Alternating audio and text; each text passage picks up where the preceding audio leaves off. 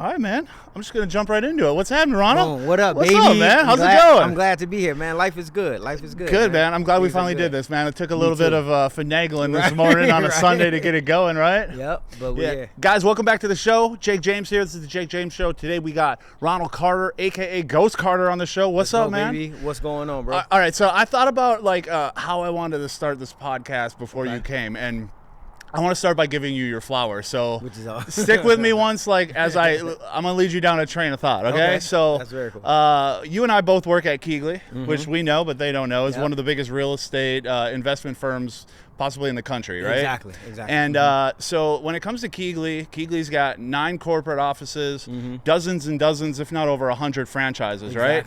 So if that's the case, the Phoenix location where you and I work is by profit the top office in the country, top right? dog, We're the baby. top dogs in the country, right? Yeah, this is so with that being said, at KeyGlee's, just tell me, who's the top disco guy at our office?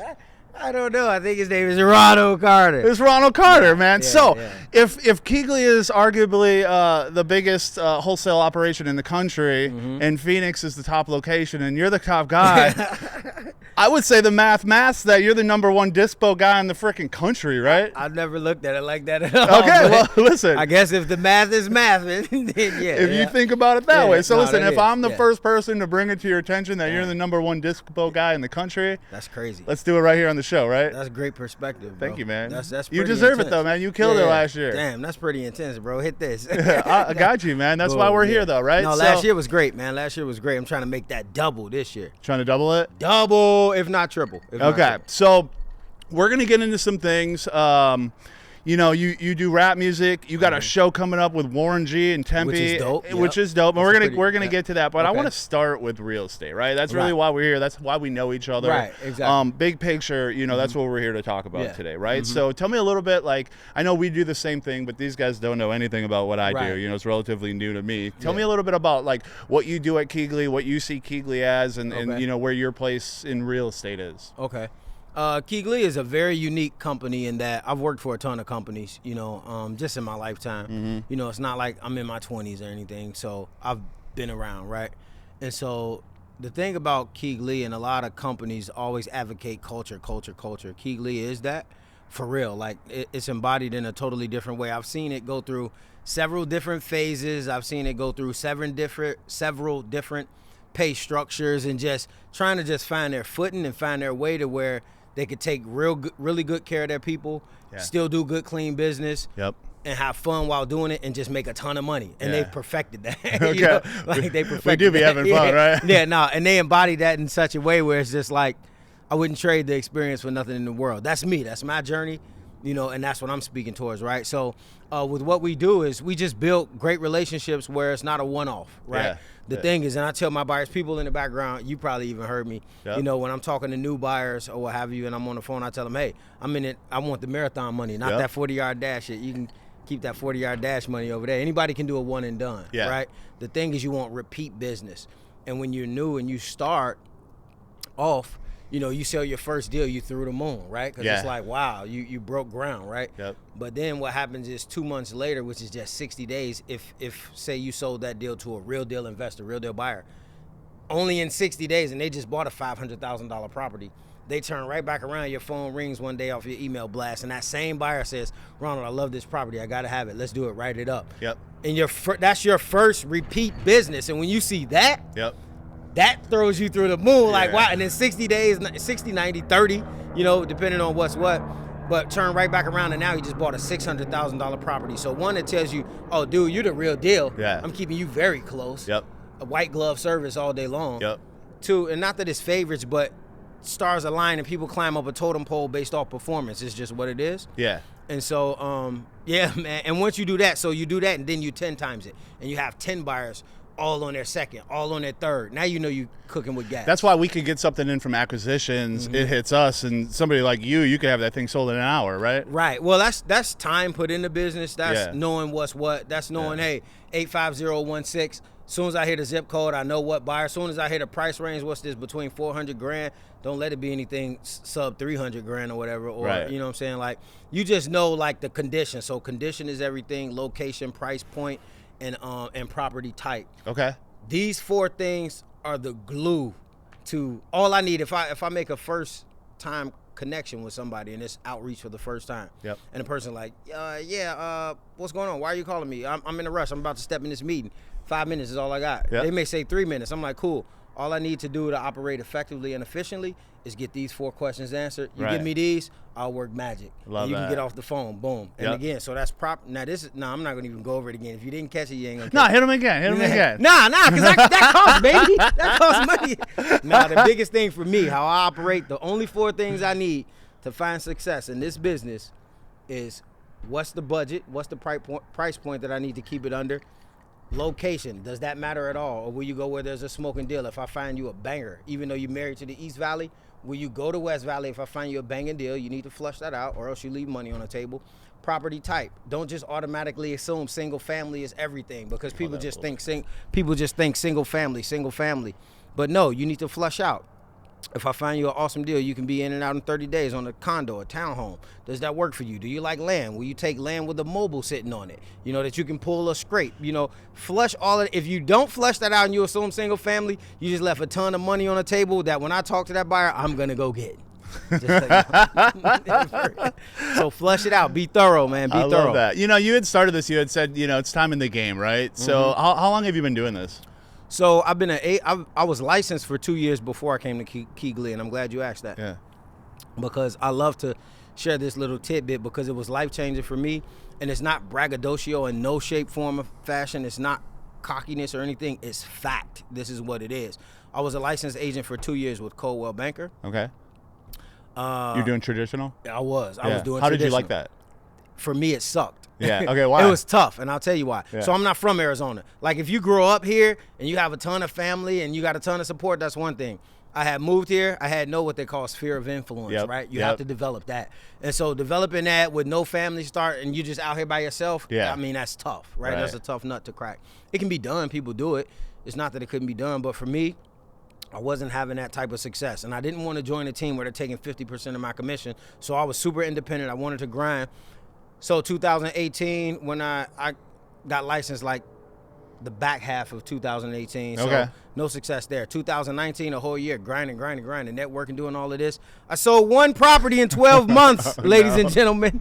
1 property. Do you know how disheartening that was? I kept my day job, though. I was never full-time. I was going to ask, were you full-time? Of course. Nah, hell no. Most agents, when you first start, unless you just had that silver spoon. Yeah, some do. I was never that guy. What were you doing full-time at that time? When I initially got licensed, I was the general manager of a few LA Fitnesses. I want to say, at the time. Okay. And so I ended up. What made you say I need to get in real estate one way or another? Oh, this was always the thing to do. Yeah. For me, real estate, because this is the real end game.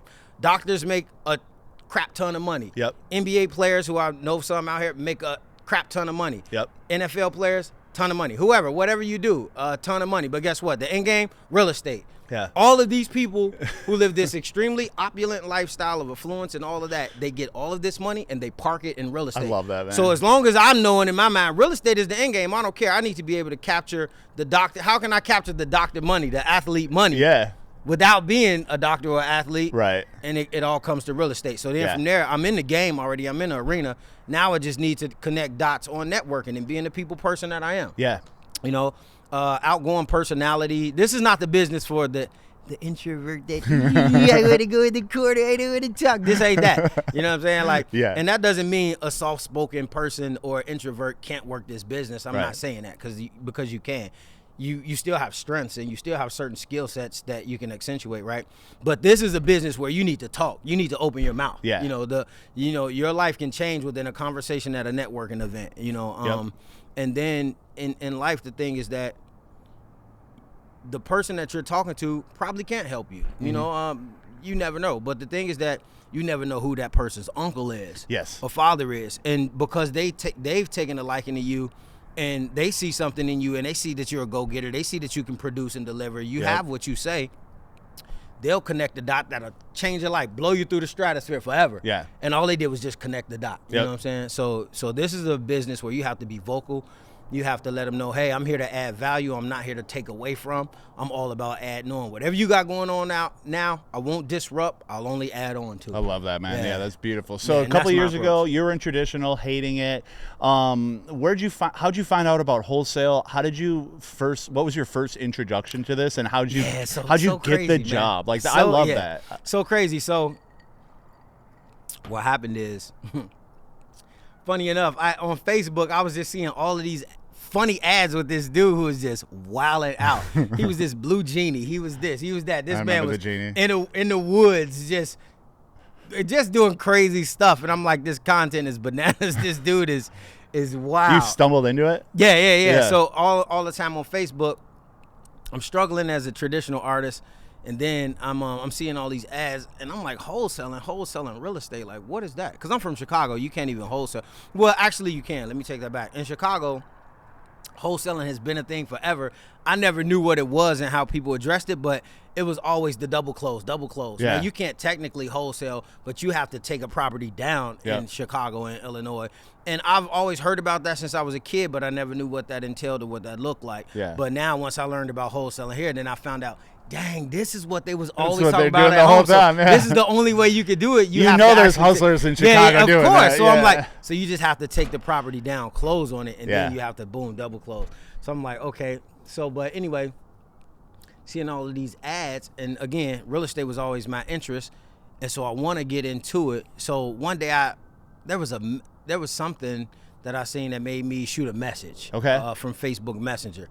And I shot the message, trying to inquire. And then there was somebody that was reaching out. It was Alex Bazat.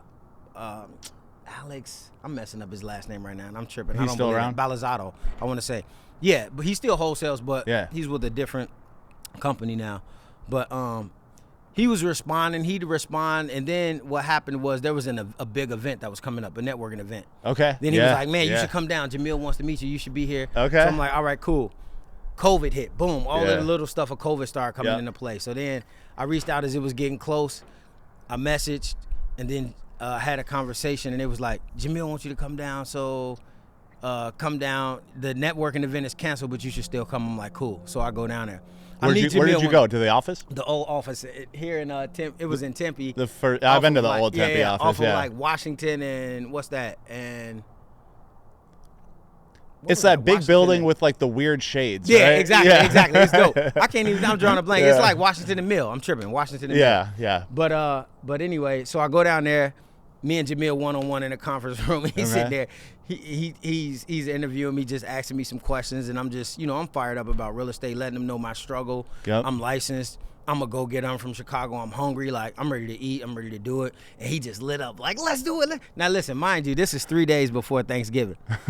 So he's like, so he like, yeah, let's do it. He was like, my top guy, he's leaving right now. He makes $10,000 a week. And I'm thinking like, dude, you blowing smoke. Pipe down. No need to sell me. I want to do it already. That's what I'm thinking, right? So then I'm like, yeah, whatever, dude. $10,000 a week, like, that's crazy. That ain't happening. You know what I'm saying? But whatever. I want to do it because I believe that the money is here, and I see the energy in this joint is lit up. Yep. So it was like, you got the job, man. I want you to start. When can you start? I'm like, shoot, I'm ready to start ASAP. I want you to start the day after Thanksgiving. I'm like, no, dude, we're going to go into the weekend. I'll start that Monday. He's like, all right, Monday. You started that Monday? Yeah, I did. That Monday. Boom, I left where I was. Boom, I started.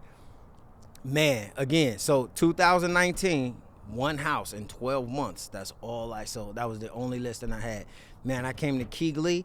COVID hit. Everybody else started panicking and shut down. We explode. I don't know what it was. The magic was so crazy.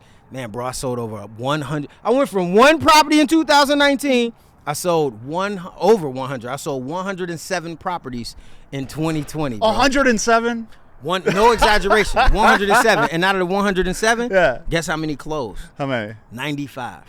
Bro, I literally only lost 12 deals. Yeah. Out of 100. That closing rate was through the moon, crazy. bro. It was crazy. Yeah. Bro, cracked over $1 million, well over $1 million. Were you married at the time? No. Single? No, it was not. Yeah. Okay. Yep. Okay. Oh, so, man. Okay. Life changed. Yeah. No. Life months. changed. I came to KeyGlee's and life just changed dramatically. I was training to become a firefighter at the same time too, prior to, and I ended up having to turn it down just because I passed the test. I got there, I took the test, and went through Fire Academy, all of that. Quit LA Fitness. Yeah. It was a lot. This was all while I was juggling LA Fitness. I had a lot going on, but I'm from Chicago, man. Thick skin, hustle. We get it. You know what I'm saying? How it works, right? This is just what you do. Yeah. And so, especially when you're hungry and you're just not where you need to be. You know, when you're trying to get there. Dude, I went to real estate school in December last year, and I took a train and 2 buses to get there some days. That's you know dope. what I'm saying? Like there were days where like I just had to get there. You know what I mean? Because and like living there, downtown for like 2 years now. Like I've been working from home. Like it just like made sense, you know what I mean? Yeah, no. So you just have to make your mind up. And me, I made my mind up. So the thing is this too, talking about real estate. So people don't get discouraged. And I do well testing. Like I've always done well testing. Like testing has never been an issue. Like taking tests? Yeah, taking tests, right? Bro, I bombed the real estate exam about 7 times. Crazy enough. And I don't feel shameful about it to talk about it because it was always just by hair or whatever. But it's like, but the thing is, after the 2008 bubble when things went haywire, like Arizona was responsible for like the bulk, the number one. We were the most. Yeah. We were responsible for all of those subprime. Like we were the most responsible state of Arizona. So for that, they rewrote the entire exam of real estate for the state of Arizona because of that, right? Okay. And so now when you bomb a test, every time you take it, no 2 tests are alike. It's always new tests. Sure, there'll be some questions. I tried to hack it at first. But you're not. No. Because they're going to make sure you know your stuff. Why? You need to know your stuff. This is real estate. Everything is federal, and you will get your head cracked. Yeah. Because these are some big purchases. These are the biggest purchases of a person's lifetime, and there's a lot of culpability that comes with that, right? As it should, you know what I'm saying? So they're gonna make sure when you take that test, you're not gonna pass by the hair on your chinny chin chin. You're gonna know your stuff. You need to know your stuff, but it's worth it. Yeah. So 100 deals your first year. Crazy, right? Crazy. So what do you think it takes day to day to get to 100 deals? So it takes the grind. Dude, I'm new. Like you know better than anyone. We sit right next to each other every day. Like the idea of doing 100 deals in a year seems like the craziest thing of all time, right? Bro, when I heard that, just thinking from the traditional side, you like, what the? You know, that's a dream come true. Like, now, if it was the traditional side, I would have been retired. I wouldn't be here right. I would be in Dubai right now. Right. Right. But this is not that, right? So it's assignment fees, but it's still it gets way in the millions. To get to that level, is it just volume, outbound calls, meeting people, remembering everything? You know? It's a volume game. It's making good. So it's the good contacts and connections, and it's just being the go-to guy. It's for me when I think I need to sell these properties today when I go to work. When I'm making a new connection, whether I'm dealing with the person I already have an established relationship with, for me, in my mind, all I'm thinking is the experience, right? The experience has to be, I love to warm people up. Because I learned a long time ago, people won't remember what you say, but people will remember how you make them feel. Yeah. That's so real. That's so heavy, bro. Like, feeling is everything. Like, you could blow all the smoke in the world. You can have a good conversation. But even if you're having a good conversation, it's not so much the conversation they remember. It's if they laughed. If they, like, what made this a memorable moment. So it's a feeling, right? It's all feeling. Yeah. So I understood that way before ever even coming to KeyGlee's. I know the value of making people feel good. Without being too over the top. Sometimes I'm over the top, but who cares? It gets it done, right? But over the top can be good, but not over the top in a bad way, but just I like to be all inclusive. I like to make everybody feel good all the time in terms of just conversation. You never know if this person is is on the verge of falling out with his wife in the middle of a divorce or whatever the case may be, you know? So it's just like uplifting and positivity. It just goes a long way. So those things bring the business to where I may have a new deal. I think it's a banging deal. Nobody really seen it yet. Everybody else telling me like, Ronald, you smoking. Like this deal is trash. But then my email blast goes out. I've been concentrating on this one deal because I see the value in it, right? Because I know the area pretty well. I see the ARV. I see what I'm seeing. Everybody else not seeing it. And then I sent out this property that I'm overlooking like, man, I'm not this property? Yeah. And then my phone rang off the email blast. Ronald, I saw it. I love it. Send me the contract. I'm like, let's do it. Are you sure? But right. And so, so that's what the connection, that's what the relationship, that's what all of that stuff that I'm mentioning. It's when you're doing deals that you're not even intending to do. Right. It's those deals that come at you sideways. It's those deals that when your phone ring and you didn't even work it out, you send out the in general blast, but somebody it connected, it resonated with somebody. Because it's not your job to make them resonate. It's your job to put it in front of as many people as possible, right? Exactly. Yeah, because you throw enough stuff against the wall, something to stick, right? And this is a volume game, and that's why your act needs to be so heavy, the acquisition side, right?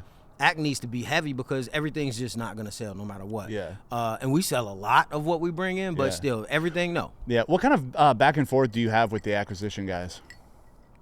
Every step of the way. Yeah. Every step of the way, from when a deal looks prospective and promising, and they say, hey, Ronald, man, I got this deal. I think I'm about to bring this in. Or I have a need. I might say, hey, I need a 3-2 in Glendale under $350,000. Yeah. Try to make it have a pool if it can, right? Yeah. And I'm dialoguing. So when they get that, they come back to me and say, hey, kind of close. This may be everything, and under the price, no pool. Or, if they find a pool. So it's every step of the way, though. Yeah.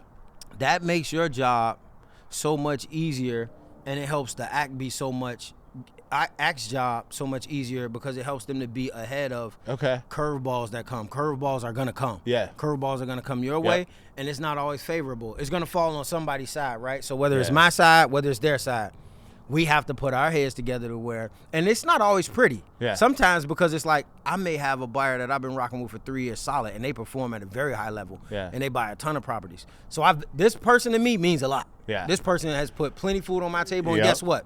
Even though the Act guy may not see that and they feel like, because that's my guy, no, this person, unbeknownst to you, they bought plenty of your deals too. So they put food on your table, plenty of food on your table too. Yeah. Right? Yeah, it's my buyer, but that trickled down to you too. Yeah.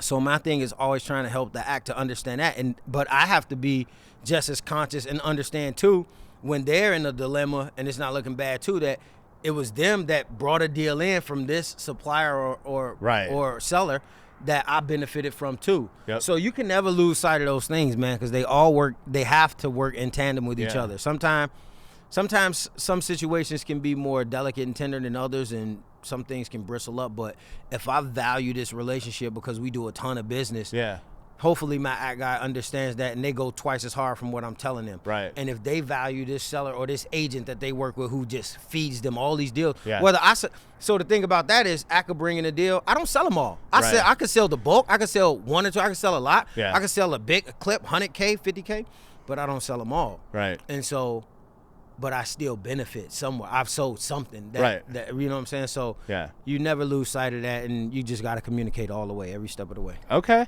cool, man. So this is kind of a two-part question. So the first part is, I guess, like when a new deal comes in, you're giving all the info, the picks, price, things like that. Right. Are you still analyzing it yourself? Are you going over it, pulling comps, all that? Always. Okay.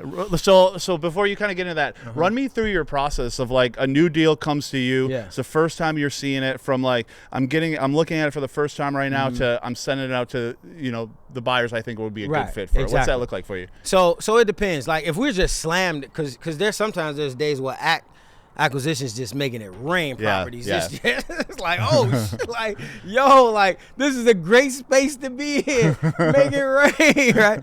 And then in that regard, sometimes so the thing about this business is newness, fresh. Send me what no one has seen. Yeah. That's one thing I learned. There is so much value. I don't care if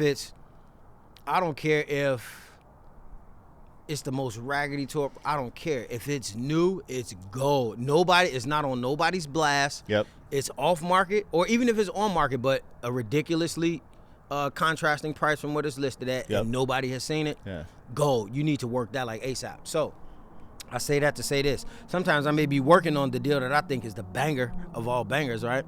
And then I see something drop, and I'm like, focus it, just abandon ship, lead this deal, boom. I see 85018, Arcadia, boom, like attitude shift, right? Automatically. It's just like, and then so I dig into that. So normally I like to be hands in on the process, the comp, and what are we looking at? But the reality is that's not always doable. Right. Because there's so much going on. Zach may have whatever going on, so he's going to move things forward, push stuff through. But when I see certain zip codes or certain deals, I'll pull it up on Monsoon just to have an area view, just to see what numbers look like in the area real quick. Okay. And I'm just like, if something catches my attention to make my eyebrow raise, then I'm paying attention. Then I'm super digging in. Yeah. Are you looking at recently sold?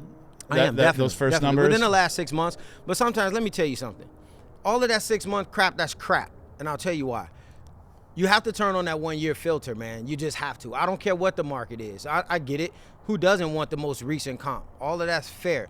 But there's a time for that. There's different markets where the sales are tough, things are slower. You have to expand, right?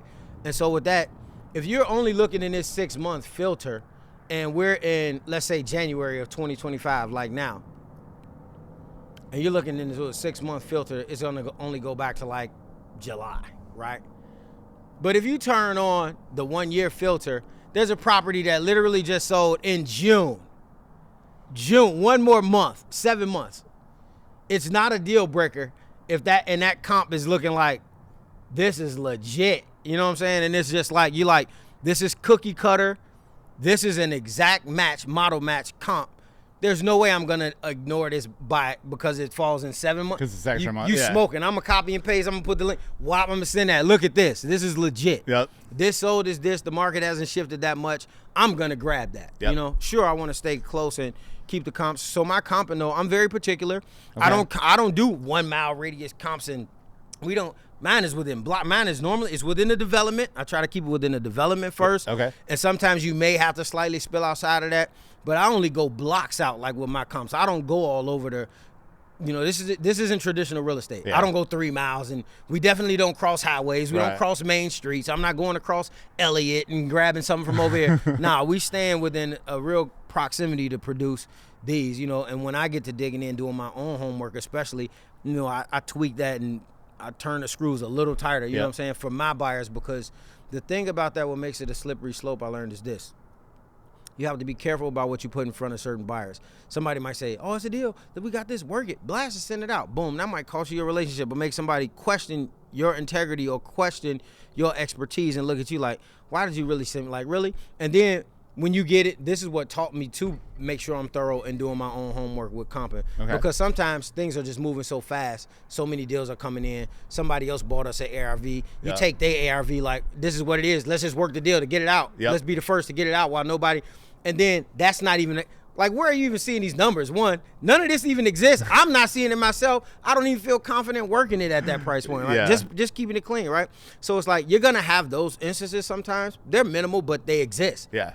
But that can poke holes in your relationship with this legit buyer, because now he feels like you had me step away from a meeting because I trust you. Yeah. You say, you like, yo, you need to look at this. You need to look at this because Yep. it's new. Nobody's seen it. And they're like, really? Don't send me this crap no more. Like, and that's going to be humbling. It's like, and you got to respect that, right? Yeah. Yep. So you learn to tweak. You learn to fine tune. You learn certain zip codes mean this to me and the pool of buyers that I deal with. Yeah. And so you just, it's over time. You learn to finesse, massage, see what's what. Okay. You know what I mean? All right. So last question on real estate, and this is something I want to ask everyone that comes on, and part of what I've been doing is a lot of social media stuff. Which is dope. Which has been crazy. You know, I sold 2 deals my first week out. Right. You know what I'm saying? Just Which like that's huge, because it took me way longer than that to that's sell my first crazy. one. Yeah, I was very surprised. Yeah, no, that was but dope. I just did some outside of the box stuff. You know, Facebook, Instagram, Yeah, and I've done that. Connected the right people. You know what I'm saying? And that was awesome. But from your perspective now, you started traditional, you got where you are, you're at the top of the food chain when it comes to dispo people everywhere. You know what I'm saying? Let's go. If you're going to start right now from scratch, like when I post our deals online, I get a lot of people that are very evidently brand new. Right. They're trying to figure it out. They're trying to JV and squat up and all these different things that we say, you know? Right. I get them by the dozen, to be honest with you. If you were brand, oh my God, if you were brand new and you were one of those people starting in 2025, what would you do today to get in the business? Would you try to get into an acquisitions? Would you focus on dispoing deals for other people? Like, if you had to restart, what would you do? Yeah, I think, well, if you don't have systems in place and you don't really know what you're doing and you don't know the lingo, the act can be tough. There's no way I would just jump right in the act saying, hey, even like taking on a bird dogging role, where bird dogging is safe to me in the sense that, hey, I'm driving, because people are going to tell you, hey, man, if you bird dog, you find me a deal, we're going to cut you $5,000. If we take the deal, we're going to close. And then some dudes are shady. Some dudes ain't going to keep it clean, especially if you don't have entities and paperwork to kind of make sure that you crossing your T's, dotting your I's. You know, a deal will close, you're none the wiser. You're not entitled. You're not on no paperwork. You're none the wiser. They closed this deal, they stroked you. Oh, we didn't even take that deal. Man, that deal been closed 3 months ago. Yep. You know, and I hate that. That's really terrible, man. You don't abuse people's time, effort, and somebody that bought you a layup. You know, I don't have no respect for guys that play like that at all. None. I don't care who you are. I don't respect that. The other thing is that, so for ACT, for me, I feel like you need some guidance on systems in place, what that process looks like. Yeah. Dispo is sales. I don't care if you sold gym memberships, I don't care if you sold gym shoes, I don't care if you sold bubble gum. It doesn't matter. Right. Sales is sales. You should have some type of acumen on what that looks like. You need to be a people person. Nobody wants to buy properties from a douchebag. Yep. Bro. And this business is the super egotistical business that's flooded with douchebags, and I love it because I'm not that, and I'm going to let them be the douchebags. I'm going to let them be the arrogant fools and get the hell out the way because, sure, they'll do deals. Now, don't get me wrong. Somebody will buy one deal, but that has nothing to do with you. That has nothing to do with your personality. That has everything to do with, hey, I saw this on your email blast. Price looks good. I know this area like the back of my hand. My granny lived 2 doors down. Yep. This is a good price. I want this property. Yep. I don't care if I got to buy it through you, your mama, your granny. I want this property. Yeah. Boom, let me get it done. Feel that. That has nothing to do with me coming back to you in the 2 months like I mentioned. Yep. I am not going to be that buyer. I'm just going to get this deal, keep it moving. Yep. And don't let me see a 10 grand less somewhere. You out of there. Bye. I'm over here. Now now you have no business, right? So the difference maker is that relationship, man. Build it, taking the time, build the relationship, man. Be the people person. Don't be the cocky butthead a-hole, man. It makes no sense to be, man. These people are not opening their wallets to buy a $35 a month gym membership, bro. Right. These people buying $300,000, $500,000, $1.2 million houses. Yeah. You know what I'm saying? Right. I sell from $100,000 looking like you can push it over with your hand, like it's standing up on toothpicks. It's so jacked up. Yeah. Riddled with bullets, I'll sell it all. I don't care. All the way to $3 million in Sedona, right? I sell it all, sold it all. Everything in between, I'm gonna sell it, right? And so for that, I feel like if a person comes in, sales, you gotta be hungry. If you worked in the sales role that was very small salary and you live for the commission, or it was just all commission, or you was 1099, then you just hungry anyway. You should be. Yep. I don't know. You should be anyway. You know. I love it. And so with that, I feel like the process from the dispo side, all I would tell you, my wisdom is outreach like crazy. Yep. Make the connections, build a relationship. It's a volume game. You got to build that. And for ACT, I would feel like, you know, unless you're knowledgeable enough, you're ballsy enough to go knock the doors and say, and make the calls and say, hey, you know, but you need to know what you're talking about. You need to know what that looks like. Easiest barrier to entry is the dispo side, is what you're saying. I feel like it is. So for me coming on, Jamil asked me, hey, what do you want to do? I told him dispo. I want to sell it. I don't care, man. You get to me, my logic was, wait, you telling me I have a choice? I don't have to go out here and spin my wheels trying to accumulate and draw up the business. You guys have something in place where properties will be in hand. All I got to do is get rid of this joint. Man, sign me up. Where do I sign? You know, that was my exact train of thought. Oh my That's God, why I bro. went this route as well, man. So bro, it's cool I'm like, to hear you say the same thing. To me, bro, I'm like, property in hand, you bringing me, I don't care what it look like. It's a property, an asset. Bring me that. Yeah. Let's go. I'm dispo all day. And I've been dispo. I never wore the ACT hat. Yeah. I can wear it. Yeah. I can, but I've never worn it. I love dispo. I love it, man. I love it. All right, dude. We're running out of time. Last thing I want to talk about, Ghost Carter. Let's go, baby. You are playing a rap show at the Marquee Theater in Tempe with Warren G. It's going to be a movie, baby. That thing going to be nice, too. Yeah. All right. So you're from Chicago, right? Southside. So run me through the music. Where did that come from? You know, how long you been doing that? Where'd that start? Shit. Man, I'm like 3 decades into that. So I've been ramming since I was a shorty, man. I fell in love with hip hop, just being on the south side of Chicago, you know, seeing Run DMC, no laces in their shoes, shell toe Adidas, leather bombers, and gold chains. And man, that was just like, what? These dudes are lawless. And this music is cold. They do what the hell they want to do. Like, look how these guys move. That was just everything to me, right? So got smitten as a kid and started writing. I've been writing rhymes ever since then, man. And just so music that's what I'm really known for. Like KeyGlee's, and this is lovely. This has been lovely. Love Jamil, love Rahima, love Josiah, love Hunter. You know, this company has been a blessing in a big way, and very supportive. But music, that's what I'm really known. Like where I'm from, you know, everybody know like Ghost is they don't even know you do real estate there, right? Yeah, nah, like they know me for this, and they know that I'm an animal with it, right? And I'm just real talented with it, and that's not cockiness. That's just confidence. That's just over time, you know, you just learn to appreciate. Yeah, no, dude, your stuff is really, really strong. I mean, you know, we've laughed about this before, but you know, when you meet somebody new and they're like, "Yo, I rap," you're like, "All right, cool, man." Like, you know, because like I did rap for like 10 years through my 20s, so like if somebody's been in it like for real, like you kind of like, all right, sweet, and then you send me your stuff. Just, as soon as you hear it, though, you know within 2 seconds, like if somebody, like I remember turning around like, "Hey, bro, this is good." Like, you remember that? No, I do remember. Yeah. So your shit's real solid, man. So it makes sense. So that, when you got out to Phoenix, have you been doing it the whole time? You never stopped? I had not been. So funny enough, I've never stopped rhyming. I never stopped making music and things of that nature, right? But it's just different because my comfort zone is back home, my guys, my actual crew that I've been a part of, that I put music out with forever. When we were younger, right? Those guys, I don't have that here. I don't have the creativity sessions where we just sitting there freestyling or bouncing ideas off the wall, just or I don't have the feedback where it's like, nah, you should come like this, you should, you know, we just vibing, right? And that's crucial for a musician, for an artist, for a creative, right? From people you trust, right, and people you build with and make music with, and people who know your style, know your sound, right? And so I didn't have that. So for that, to me, Arizona's hip hop scene was so different. It was so night and day. I'm not gonna say it was whack. It was just, it wasn't what I was used to. Right. Not by any stretch of the imagination, right? So I had that mindset for a while. Like, it was so hard for me to just get into it here, right?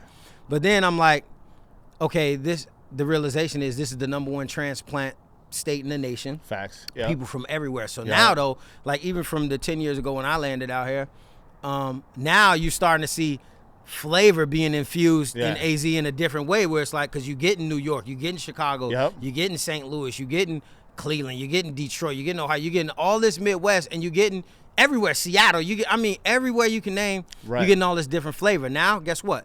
New ideas are coming here. Kicks are coming here. Flash stuff, fashion, you know, and you getting just creatives, you know, art, everything. It's like you getting this influx of stuff, which I love. I am huge on diversity. So that stuff means the world to me. When you get all these different flavors, that's where the real education lies, man. That's where you get different walks of life, different trains of thoughts, different ways to collaborate. So now it's kind of the hip hop scene and music is kind of forcing you to pay attention, because you're hearing people spit now like, oh, dude tough. Like, you know, like at first it's like, I wasn't really thrilled. But then, so what that did was, also now that makes me peel back the layers to really get into Phoenix hip hop. Like, what is Arizona hip hop scene like? And then now you unearth, it's some kids here in Phoenix that's tough. Like, you just don't see them, and they never had that spotlight. So once you get into that, now you like, man, it's starting to feel like home now. And then, so I got a buddy I work with under the same management, Breeze Management, Vonnie. He really introduced me to an engineer that changed my whole perspective, because I'm a stickler for sound. Like me, I'll never record something that sound like it came out my basement is crackling. Never. Because how I deliver and how I want to be heard, the presentation is everything. I'm too professional to ever. So I was real iffy on that, but he took me to the studio, Handcrafted Studio. Shout out Handcrafted. Brian is a beast. He took me there, and he was like, man, I'm going to be in the studio on Saturday. Just come sit up there, check it out, just watch how he moves. So I'm like, cool, I'm going to just be the fly on the wall. And I was just that. Didn't give any input or anything. I just played my role. But I watched dude from behind the board, and I watched how he moved and the way he was cutting stuff and his sound quality. I'm like, what the I'm home. Okay. And I don't record nowhere else, and that's became home. And I just went in and started going ham, and now I'm comfortable. And I found he's a gem. He a diamond in the rough out here, and so it's worth it, man. And I that's love just it, So now I'm just going crazy right now, because I feel like I'm at home with it, you know? Sounds good, man. All right, so tell me a little bit about the show coming up. Where could people find tickets? Where can they find you? You know, tell me a little bit about the show. So the show is at the Marquee Theater. It's so it's not a huge venue, but it's not small. It was about I want to say about 2,500 people. It's one of the premier venues in the which city, is dope. Though. Yeah. You know, so it'll be dope. You know, standing up, if hip hop is your thing, come out. I have tickets for sale. Actually, you can buy them from me. You can buy them at the Marquee. or whatever, you can reach out Buy to them me. from him, please. Yeah, you can reach Come out to on. me at ghostcarter_go harder. You know, you can find me there on Instagram. I'll put a link to your Instagram below if you guys do want to buy tickets. Yeah, that's I'll dope. put a link down That'd there where be they real can dope. I find you appreciate directly. it. Yeah. Yeah, it's gonna be Warren G, man. So that's a legacy artist. You know, Warren G. Sure, he's not the newest artist out here, but he's put his work in. Yeah, he's a legend. He's the brother of Dr. Dre. I mean, what's messing with that, right? So it's like, it'll be a great opportunity, man. It'll be a great opportunity. So I'm stoked about it. Open it up. Gonna deliver some heat, and it should be pretty fire, man. Yeah, you guys should come out. You know, anybody that rocks with hip hop. If you know me personally, you ever had a conversation with me, you're a wholesaler, but love some hip hop. Yep. Come check me out. Yep. February 22nd. February 22nd. I'll be front row. Yeah, with this Wildin'. You were the Wildin'. first. You were actually the first. You like, oh, I'll take two. I was like, you the first. You are the first. You gotta support the homies, Yeah, man. no, You know I what I'm love saying? that. Somebody That was says awesome. I'm opening for Warren G. I Yeah. got tickets. I'm like, give them You're to like, me right yeah, now, man. give me one. Oh, Give no, me- matter of fact, give I me said two. give me two. Yeah, Yeah, exactly. I You like know I that. gotta bring someone Nah, with me. Yeah, that was You dope. just met her, actually. Let's go. That was dope, bro. And I Cool, man. appreciate it. Well, dude, I appreciate you coming. This was really fun. Yeah, I'm it glad we was. got to talk about real estate Yes. and dispo on this one. Yeah. I want to get you back. We're going to focus more on the music. Yeah, let's I do would it. say after the Warren G show, let's come back and do a recap Of of the course, show. yeah, let's do it. And we'll talk a little bit more deep on the music stuff, and we'll do it again, all right? Yeah, let's do that. All right, cool, man. Peace, Thank you. bro. Man, All right. I appreciate you. Guys, hit me Peace, up. y'all. You know where to find me, JakeJamesShow.com. I'm on the Long internet. live KeyGlee's, baby. Hey.